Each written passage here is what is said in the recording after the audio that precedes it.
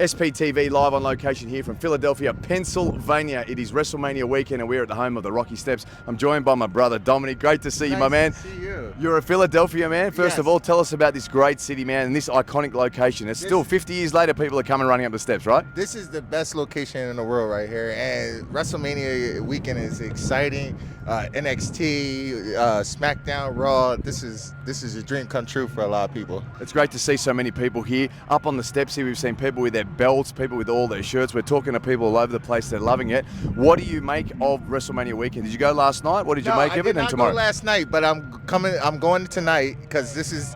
I gotta watch Cody finish the story. This is a dream come true for not only Cody but for me too. Yeah, what's the connection there with you when you say it's a dream come true for you too? Because I actually used to work with Dusty Rhodes back in the Independence. Oh! I was 18 years old, and I used to sit there and watch him and Terry Funk had discussions in the locker room for hours. And this is a dream come true not only for Cody but for me also. So you're well famous too around here, Domenic, then, eh? You're the man from back in the day, huh? I don't know about real famous, but I used to work for ECW. I used to work for ZZW, just putting up the ring and just helping around, in all the independent circus. What's it like, man, in the industry like that? Like, to be around there, that's the home stuff, you know what I mean? That's what the real passionate, diehard fans love. That You must have some great stories from that time, right? I have a bunch of ton. I remember when CM Punk first worked at the first ZZW show, and he walked in the locker room and said, "My name is Punk," and I was like, I didn't ever heard it in the Punk before. He used to work at IWA.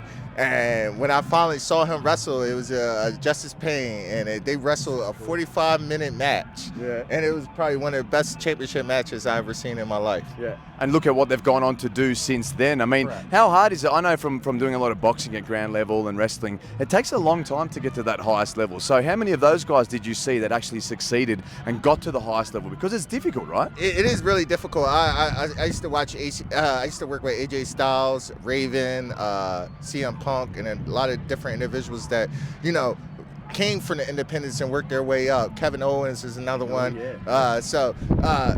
To see how hard, and when I say those guys are passionate, they are passionate and they take their work seriously. And it was an honor and a privilege just to even be around them. So tonight, you're saying that the story ends. Do we see a complete come around for Cody? Because it's been interesting talking to people here about what they think. Because if he doesn't do it, it's going to turn people off almost in a way, don't you think? Tell us all about what you think's going to happen. Are they going to put it over? What are they going to set up next? Tell us. What do you think? So one of the biggest things I think is storytelling. Storytelling, especially not only the build but also in the ring. So it's going to be really interesting to see how they tell the story in the ring and see if Cody is accomplished to finish the story. Yep. But we can never forget about Damian Priest having that Money in the Bank. Mm-hmm. That's one of the things I always consider when I watch WrestleMania, because you'll see the best cash-ins either Money at the Raw or at WrestleMania. So it's going to be interesting on how the storytelling is.